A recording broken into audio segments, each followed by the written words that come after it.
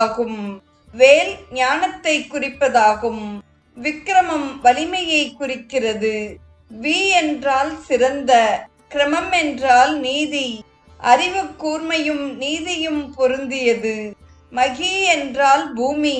மகிபன் என்றால் பூமிக்கு தலைவன் என்பதாகிறது.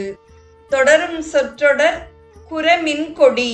திருமாலின் கண்ணில் தோன்றிய சுந்தரவல்லி முருகவேளை நோக்கி தவம் செய்து அவருடைய ஆணையின்படி மான் வயிற்றில் தோன்றி குறவர் குலத்தில் வளர்ந்தார்.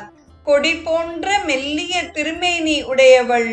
இச்சாசக்தி ஆதலின் ஒளியுடையவர். ஆதலால் மின்கொடி என்றார். தொடரும் சொற்றொடர் குணபூதரனே என்பதாகும். கந்தர் அனுபூதியின் 15வது பாடலில் கூறிய 8 அருட்குணங்களை உடைய மலை போன்றவன். குறக்கொடி படரும் மலையாக காட்சி தருகிறான். பூ என்றால்